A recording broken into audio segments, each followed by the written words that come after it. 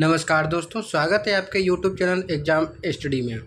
जो सीरीज मैंने प्रारंभ की है प्रतियोगिता दर्पण का जो शॉर्ट्स नोट्स है वो मैं लेकर आ रहा हूँ यहाँ पे, और आपको यहाँ से करंट अफेयर का एक एक मंथ का जो मैं करवा रहा हूँ अभी, इसमें हर एक पॉइंट जो आपके एग्ज़ाम में पूछा जा सकता है वो सभी इसमें इंक्लूड है। मैं यहाँ पे प्रतियोगिता दर्पण को शॉर्ट्स नोट्स करके यहाँ पे लाया हूँ। यहाँ से आपको जितने भी आपके कॉम्पिटिटिव एग्ज़ाम्स होते हैं उन सभी में करंट अफेयर की बहुत ही महत्वपूर्ण भूमिका रहती है, जिसमें आपको करंट अफेयर के क्वेश्चन आपको 30 से 32 क्वेश्चन हर एक एग्ज़ाम में देखने को मिलते हैं। चाहे वो पीसीएस का एग्ज़ाम हो, चाहे वो आरएस का एग्ज़ाम हो गया, बीपीएससी हो गया, यूपीपीसीएस हो गया, या किसी भी स्टेट का ले लीजिए, वहाँ आपको करंट अफेयर की भूमिका रहती है। तो इसी क्रम को हम आगे बढ़ाते हुए इस वीडियो में हम बात करेंगे अप्रैल 2024 की। अप्रैल 2024 से संबंधित जितने भी करंट अफेयर हैं वो सभी हम इस वीडियो में देखेंगे। सबसे पहला देखते हैं कि समान नागरिक सबसे पहला सबसे पहला है समान नागरिक संहिता विधेयक 2024। तो समान नागरिक संहिता विधेयक 2024 जो कि उत्तराखंड सरकार द्वारा पारित किया गया 7 फरवरी 2024 को। मोस्ट इम्पॉर्टेंट डेट इसकी मोस्ट इम्पॉर्टेंट है कि उत्तराखंड राज्य सरकार के द्वारा इसको 7 फरवरी 2024 को क्या पारित किया गया। अब यहाँ पे एक पॉइंट देखते हैं कि गोवा में, इससे पहले गोवा में पुर्तगालियों द्वारा शुरू किया गया था समान नागरिक संहिता। तो सबसे पहला अगर राज्य देखा जाए उस परिप्रेक्ष्य में तो गोवा आएगा, लेकिन अभी वर्तमान परिप्रेक्ष्य में अगर हम देखते हैं, क्योंकि गोवा में शुरू किया था वो पुर्तगालियों द्वारा शुरू किया गया था, लेकिन अगर अभी पूछता है कि भारतीयों मतलब भारत में कब हुआ है, भारतीयों द्वारा या कब किया गया है, मतलब किस राज्य को, तो प्रथम राज्य हो जाएगा आपका उत्तराखंड। लेकिन पूरे हद देखा जाएगा कहाँ कहाँ समान नागरिक संहिता लागू है, तो गोवा में और अब उत्तराखंड भी हो गया है। अब थोड़ा उत्तराखंड के बारे में थोड़ी चर्चा कर लेते हैं कि उत्तराखंड की विधानसभा सीटें 70 हैं, और यहाँ पे ये जो समान नागरिक संहिता विधेयक आया था ये रंजना प्रसाद देसाई कमेटी की सिफारिश पे आया था। जो रंजना देसाई समिति है इसकी जो समिति की सिफारिश पे आया था। कभी कभी क्वेश्चन आपको पूछा जाता है कि समान नागरिक संहिता की विधेयक जो आया हुआ है ये किस समिति ने लाया है, तो ये रंजना प्रसाद देसाई समिति किससे संबंधित है, समान नागरिक संहिता से संबंधित है। फिर इसमें पॉइंट देखते हैं कि अनुसूचित जनजाति को यूसीसी से बाहर रखा गया है। तो इसको भी याद रखना कि अनुसूचित जनजाति यानी कि एसटी है, शेड्यूल्ड ट्राइब्स है, उसको यूसीसी यानी कि समान नागरिक संहिता से बाहर रखा गया है। ठीक है, इसको याद रखना। नेक्स्ट है कि स्वतंत्रता के पश्चात यूसीसी यानी कि समान नागरिक संहिता लागू करने वाला पहला राज्य कौन बना, तो उत्तराखंड बना, ये स्वतंत्रता के बाद। अब बात करते हैं कि यूसीसी समवर्ती सूची का विषय है। तो ये भी प्रश्न आ जाता है, समान नागरिक संहिता यानी यूसीसी जो है वो किसका विषय है, तो समवर्ती सूची का विषय है। नेक्स्ट है कि अनुच्छेद 254 में, अनुच्छेद 254 में समवर्ती सूची में केंद्र व राज्य को कानून बनाने की शक्ति है, लेकिन इस परिप्रेक्ष्य में अगर केंद्र का कानून ज़्यादा सख्त है तो केंद्र का कानून ही इसमें लागू होता है। ठीक है, लेकिन कानून बनाने की शक्ति केंद्र समवर्ती सूची में केंद्र और राज्य दोनों की है। ठीक है, दोनों अनुच्छेद 254 के तहत दोनों बना सकते हैं। नेक्स्ट पॉइंट की तरफ बढ़ते हैं कि झारखंड के नए सीएम बने थे चंपई सोरेन, जो कि 12 में बने थे चंपई सोरेन, लेकिन पुनः फिर उसके बाद जो है वो ये हेमंत सोरेन बन गए हैं। तो अभी क्या है, लेकिन ये पुराना करंट अफेयर क्योंकि ये अप्रैल का है, तो उस समय जो है चंपई सोरेन भी बने थे 12 में। तो क्वेश्चन ऐसे आ सकता है कि झारखंड के 12वें सीएम कौन बने थे, इस प्रकार से क्वेश्चन अब पूछा जाएगा। तो ये पूछा जाएगा चंपई सोरेन इसका जवाब होगा। अब झारखंड के राज्यपाल कौन है, तो सीबी राधाकृष्णन झारखंड के राज्य कौन है, तो राज्यपाल हैं। अब झारखंड में जो विधानसभा सीटें कितनी हैं, तो 81। झारखंड में विधानसभा सीटें कितनी हैं, तो 81। अब देखते हैं चुनावी बॉन्ड योजना, बहुत ही इसके ऊपर चर्चा रही है। ठीक है, सदन में, और इसको असंवैधानिक करार दे दिया है सुप्रीम कोर्ट ने। तो उसको देखते हैं कि चुनावी बॉन्ड योजना ये 15 फरवरी को असंवैधानिक करार दिया गया। कब, तो 15 फरवरी को। विशेषकर इसकी डेट जो है इसको याद रखना कि क्वेश्चन आ सकता है कि चुनावी बॉन्ड योजना को कब असंवैधानिक करार दिया गया, तो 15 फरवरी को। नेक्स्ट है कि सुप्रीम कोर्ट मतलब कि सुप्रीम कोर्ट की 5 सदस्यीय संविधान पीठ जिसकी अध्यक्षता की थी DY चंद्रचूड़ ने, तो इनकी अध्यक्षता में चुनावी बॉन्ड योजना को 15 फरवरी को असंवैधानिक करार दिया गया। और ये 5 सदस्यों में शामिल संजीव खन्ना ने अलग से फैसला किया। तो 5 में से 4 की राय थी और 1 की राय नहीं थी। ये तो इस प्रकार से है। तो 5 सदस्यों में से शामिल जो संजीव खन्ना है, इन्होंने अपना अलग फैसला दिया इसके बारे में। तो ये भी प्रश्न पूछा जा सकता है कि चुनावी बॉन्ड में 5 सदस्यों में से किसने अपना अलग पक्ष रखा, तो यह संजीव खन्ना। नेक्स्ट है कि आरटीआई एक्ट का उल्लंघन करना। तो इसके तहत क्या क्या चीज़ें आ रही थी, तो इसलिए इसको असंवैधानिक घोषित किया गया। क्यों किया गया, उसके कई सारे रीजन दिए गए, तो वही रीजन यहाँ पे मैंने लिखे हैं, ये आपको ऑप्शन में देखने को मिल सकते हैं कि आरटीआई एक्ट का उल्लंघन करता था ये चुनावी बॉन्ड योजना। दूसरा है कि अनुच्छेद 19 के 1 के आ का उल्लंघन करता था। तीसरा है कि पीआरए मतलब जन प्रतिनिधित्व अधिनियम 1951 की धारा 29C का फर्स्ट उसका भी उल्लंघन कर रहा था। और कंपनी अधिनियम की धारा 182 के 3 और 13 के 1 का बी का इसका भी उल्लंघन कर रहा था। इस प्रकार से ये सभी बातें जो है उल्लंघन कर रहे थे चुनाव बॉन्ड के, तो इसीलिए इसको असंवैधानिक करार दिया गया। तो प्रश्न आ सकता है कि किसकी वजह से असंवैधानिक करार दिया गया, तो ये सब आपको पॉइंट है यहाँ पे, ठीक है। तो इनकी वजह से इसको असंवैधानिक घोषित किया गया। नेक्स्ट देखते हैं कि मौसम अवलोकन उपग्रह इनसेट 3DS का सफल परीक्षण किसके द्वारा किया गया, तो GSLV F-14 के जरिए। तो क्वेश्चन पूछा जा सकता है कि इनसेट 3DS ये किससे संबंधित है, ये एक मौसम अवलोकन उपग्रह है इनसेट 3DS, और इसका सफल परीक्षण GSLV F-14 के जरिए किया गया। नेक्स्ट प्रश्न की ओर बढ़ते हैं। नेक्स्ट टॉपिक है कि 5 नए आर्द्रभूमि रामसर स्थल घोषित किए गए। तो 5 नए आर्द्रभूमि रामसर स्थल घोषित किए गए। उन 5 में देखते हैं कौन सा कहाँ पे है। तो सबसे पहला है कि कराईवेट्टी पक्षी अभ्यारण्य, ये तमिलनाडु में है। तो कराईवेट्टी पक्षी अभ्यारण्य और लॉन्गवुड सोलर रिजर्व वन, फिर है अंक समुद्र। तो ये 2 हो गए आपके कहाँ, तमिलनाडु में। तो दोनों तमिलनाडु के याद रखिए कि कराईवेट्टी पक्षी अभ्यारण्य और लॉन्गवुड सोलर रिजर्व वन, ये दोनों कहाँ हैं, तो तमिलनाडु में आर्द्रभूमि।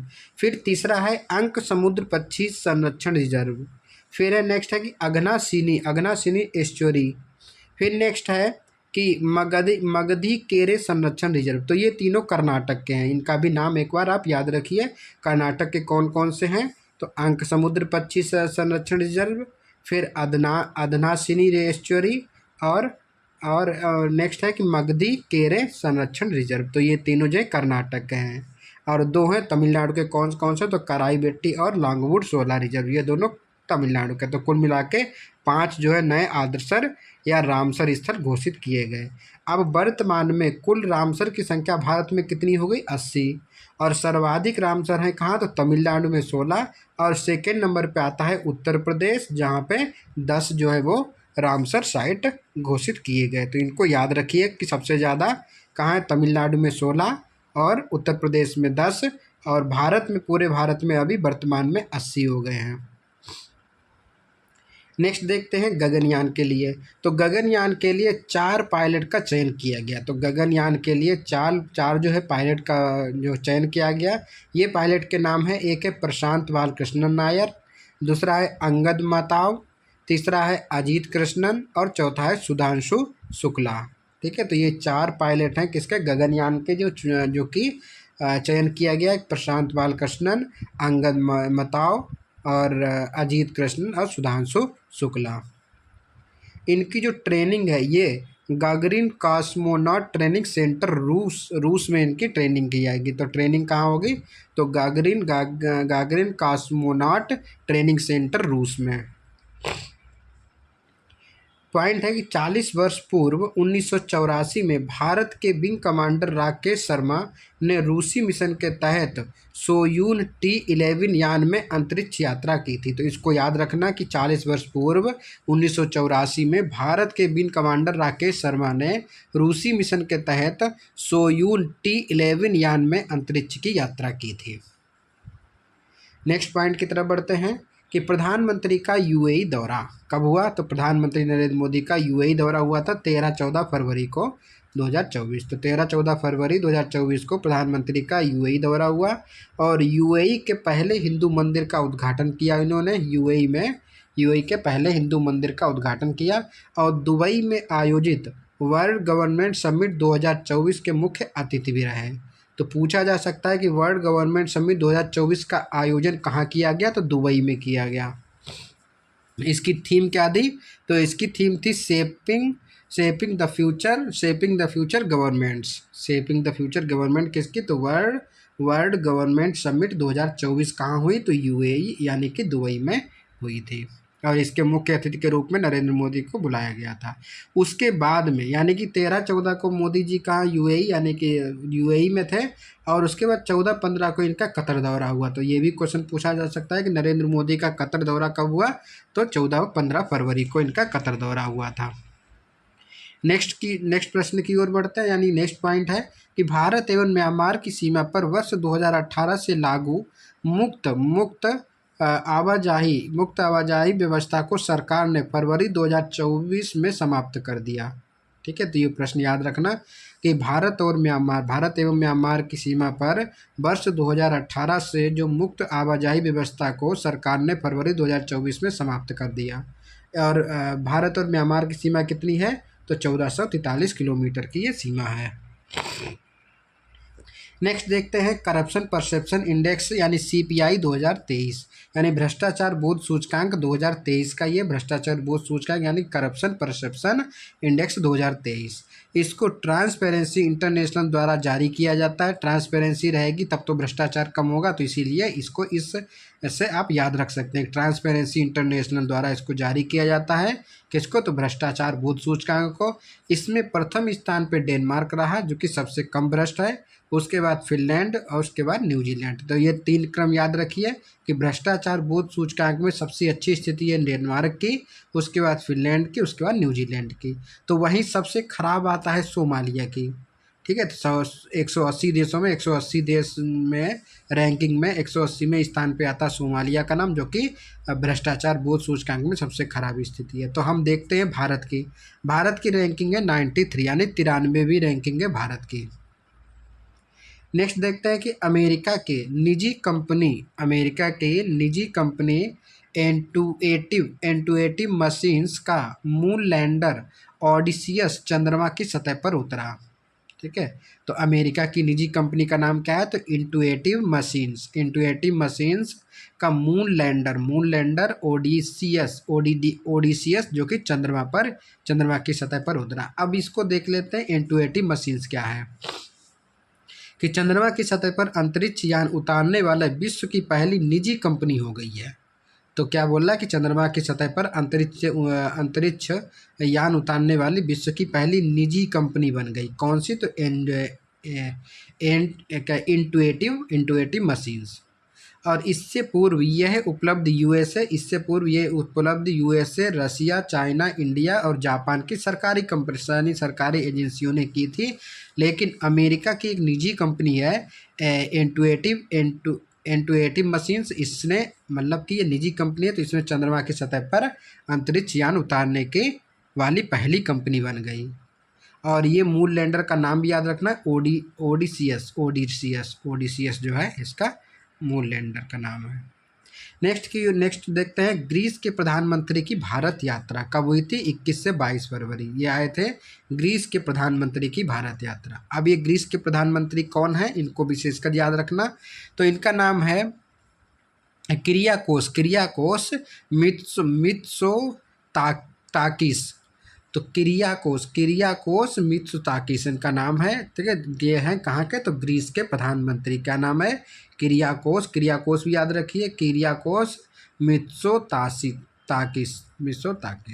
ये 9वें रायलसीमा डायलॉग के चीफ गेस्ट रहे हैं। तो ये भी याद रखना कि 9वें यानी कि 9वें रायलसीमा डायलॉग के चीफ गेस्ट रहे हैं। और नेक्स्ट है कि मोबिलिटी एवं प्रवासन संबंधित समझौते हुए इनके साथ में। तो ग्रीस के साथ में मोबिलिटी और प्रवासन साझेदारी समझौते किए गए ग्रीस के साथ में। नेक्स्ट पॉइंट की ओर बढ़ते हैं कि 7वां हिंद महासागर सम्मेलन 2024। कौन सा, 7वां हिंद महासागर 2024। ये कहाँ हुआ, तो पर्थ, ऑस्ट्रेलिया के पर्थ में 9 से 10 फरवरी को 7वां हिंद महासागर सम्मेलन हुआ। जिसमें भारत के विदेश मंत्रालय के सहयोग से इंडिया फाउंडेशन द्वारा, तो भारतीय विदेश मंत्रालय के सहयोग से इंडिया फाउंडेशन द्वारा इसको किया गया। और इसका थीम क्या था? थीम था towards a stable and sustainable Indian ocean. तो इसका थीम रहा है। नेक्स्ट देखते हैं कि लोकतंत्र सूचकांक 2023। लोकतंत्र सूचकांक 2023 जो कि EIU के द्वारा जारी किया जाता है लोकतंत्र सूचकांक, जिसके तहत नॉर्वे प्रथम स्थान पे, सेकेंड स्थान पे न्यूजीलैंड, तीसरा स्थान पे आइसलैंड। जबकि लोकतंत्र सूचकांक में भारत की रैंकिंग 41वीं है। तो भारत की रैंकिंग 41 है। फर्स्ट स्थान पे नॉर्वे है, सेकेंड पे न्यूजीलैंड और थर्ड पे आइसलैंड है। नेक्स्ट पॉइंट की तरफ बढ़ते हैं कि अंतरिक्ष में सर्वाधिक समय तक रहने का रिकॉर्ड रूसी अंतरिक्ष यात्री ओलेग कोनोनेंको ने किया है। तो ओलेग कोनोनेंको ने, जो कि रूस में अंतरिक्ष यात्री हैं, तो अंतरिक्ष में सर्वाधिक समय तक रहने का रूसी अंतरिक्ष यात्री कौन? तो ओलेग कोनोनेंको ने किया है। और इनकी ये यात्रा 878 दिन और 12 घंटे तक रही है। 12 घंटे प्लस 878 दिन 12 घंटे। ये सितंबर 2024 तक अंतरिक्ष में रहेंगे और उस समय तक 1110 दिन हो चुके होंगे। तो इनका जो लक्ष्य है वो, इनका लक्ष्य सितंबर 2024 तक रहने का अंतरिक्ष में, और तब इनका समय हो जाएगा 1110 दिन का ये रह चुके होंगे। अब वहीं देखते हैं महिला में। तो महिला अंतरिक्ष यात्रियों में सर्वाधिक समय तक रहने का रिकॉर्ड USA की पेंगी विट्सन का है। तो USA की पेंगी विट्सन है, इनका अभी तक का रिकॉर्ड है कि ये सबसे ज़्यादा महिलाओं में अंतरिक्ष में रही है। लेकिन ये जो पुरुष में देखेंगे तो 1110 दिन रह चुके होंगे जो रूस सितंबर तक। तो इनका नाम विशेषकर याद रखना, कहाँ के हैं? तो रूस के हैं, ओलेग कोनोनेंको। अगर आप लोगों को वीडियो अच्छा लग रहा है, कुछ यहाँ से आपको मिल रहा है, तो आप प्लीज़ वीडियो को अधिक से अधिक लोगों को शेयर करें, लाइक करें। अगर आप चैनल पर नए हैं तो चैनल को सब्सक्राइब जरूर कर लें, क्योंकि आगे आने वाले दिनों में आपको बहुत सारे वीडियो मेरे चैनल पर मिलेंगे जो कि आपके एग्ज़ाम के लिए बहुत ही हेल्पफुल रहेंगे। जैसे कि मैं 2024 की घटना चक्र प्रारंभ करने जा रहा हूँ, वो मैं विधिवत तरीके से कराऊँगा। वहाँ से आपको डायरेक्टली आपको क्वेश्चन एग्जाम में मिलेंगे, उसको मैं विधिवत चैप्टर करूँगा। चैप्टर के बाद में जो उसके क्वेश्चन और आंसर होते हैं, उसका साथ में जो एक्सप्लेनेशन होता है, वो भी मैं विधिवत रूप से कराऊंगा। अभी मैं शुरू करूंगा आपका मॉडर्न इंडिया, यानी कि भारतीय इतिहास जो है, आधुनिक इतिहास को मैं प्रारंभ करूंगा। धीरे धीरे करके हम जल्द ही सभी वीडियो यहाँ चैनल पे आपको मिलेंगे। प्लीज़ चैनल को सब्सक्राइब कर लीजिए और अधिक से अधिक लोगों को चैनल को आप शेयर कीजिए, ताकि हमको मोटिवेशन मिल सके और मैं अधिक से अधिक वीडियो ला सकूँ। देखते हैं नेक्स्ट कि पृथ्वी से चिकित्सकों ने पहली बार 100 ISS, एक मिनट सॉरी, हाँ, नेक्स्ट टॉपिक है कि पृथ्वी से चिकित्सकों ने पहली बार ISS पर रोबोटिक सर्जरी का सफल परीक्षण किया है। इसके लिए इस्तेमाल किए गए रोबोट को मीरा नाम दिया गया। तो क्वेश्चन क्या था? क्वेश्चन था कि पृथ्वी से चिकित्सकों ने पहली बार ISS पर रोबोटिक सर्जरी का सफल परीक्षण किया है और इसके लिए इस्तेमाल किए गए रोबोट को मीरा नाम दिया है। मीरा क्या है? तो मिनिएचराइजेशन विवो रोबोटिक असिस्टेंस का नाम दिया गया। मीरा का विकास नासा पर प्लस लिंकन विश्वविद्यालय के द्वारा किया गया। ठीक है, तो इसको याद रखिए। पृथ्वी से चिकित्सकों ने पहली बार ISS पर रोबोटिक सर्जरी का सफल परीक्षण किया है। ठीक है, इसका नाम है मीरा। नेक्स्ट देखते हैं कि नौवा रायलसीमा डायलॉग संवाद। तो ये कहाँ हुआ? तो नई दिल्ली में हुआ। नई दिल्ली में हर साल होता है रायलसीमा डायलॉग, नई दिल्ली में। ये नवा था और इसके चीफ गेस्ट थे ग्रीस के प्रधानमंत्री किरियाकोस मित्सोताकीस, जो कि ग्रीस के PM थे। और इसकी थीम क्या रही है? थीम रही है चतुरंगा, संघर्ष, प्रतियोगिता, सहयोग और निर्माण। चतुरंगा जो है ये क्या है? संघर्ष, प्रतियोगिता, सहयोग और निर्माण, ये इसकी थीम रही है किसकी? नवे रायलसीमा डायलॉग संवाद की। नेक्स्ट देखते हैं कि नियुक्तियों के बारे में। नियुक्ति है आईआरसीटीसी के चेयरमैन किसको बनाया गया? तो संजय कुमार जैन को। आईआरसीटीसी के चेयरमैन कौन? संजय कुमार जैन को बनाया गया। फिर है बीबीसी के नए चेयरमैन डॉक्टर समीर शाह को। बीबीसी के नए चेयरमैन डॉक्टर समीर शाह को। नेक्स्ट है कि भारतीय थल सेना के उप प्रमुख कौन? तो उपेंद्र द्विवेदी। अब ये बन गए हैं प्रमुख, ठीक है, तो इसीलिए अब यहाँ पे उप प्रमुख ना बोल के इनको प्रमुख बोला जाएगा, ठीक है, ये हटा दो यहाँ से। अब नेक्स्ट है कि उत्तराखंड हाईकोर्ट की पहली महिला मुख्य न्यायाधीश बनी है ऋतु बहारी। तो उत्तराखंड हाईकोर्ट की पहली महिला मुख्य न्यायाधीश ऋतु बहारी बनी है।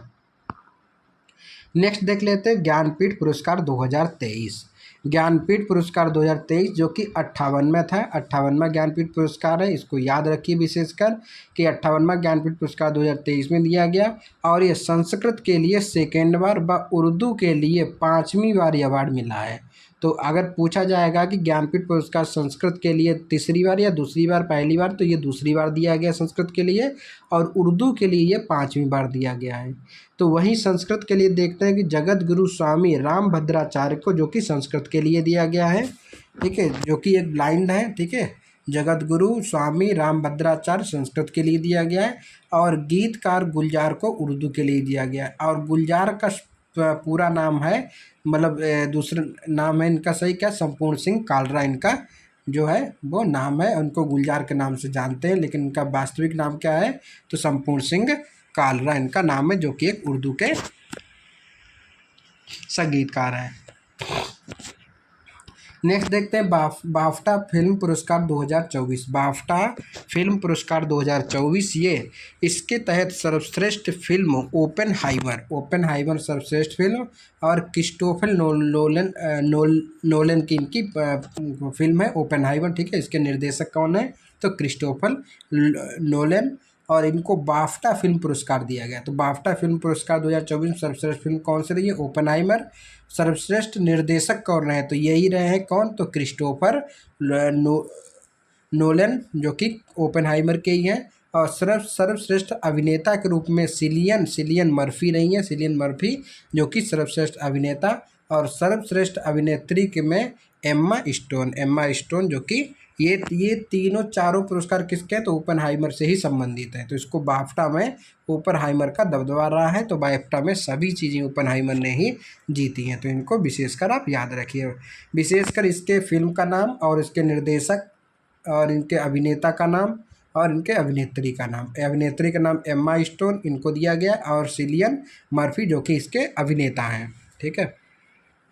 नेक्स्ट देखते हैं कि लोकपाल के नए अध्यक्ष कौन बनाए गए? तो लोकपाल के नए अध्यक्ष बनाए गए एएन खानविलकर, जो कि लोकपाल के नए अध्यक्ष नियुक्त किए गए हैं। नेक्स्ट देखते हैं पुस्तकें में है सबसे पहले 11 रूल फॉर लाइफ। ये किसकी पुस्तक है? चेतन भगत की। 11 rule for life Chetan Bhagat की। नेक्स्ट है कि 14 डेज है मार्गरेट एडवुड की। मार्गरेट एडवुड की 14 डेज है। और नेक्स्ट है कीप योर फ्रेंड्स क्लोज, ये है लीह कोनन की क्या है? कीप योर फ्रेंड्स क्लोज, ये लीह कोनन की है। नेक्स्ट है कि ब्रेकिंग द मोल्ड रिमेनिंग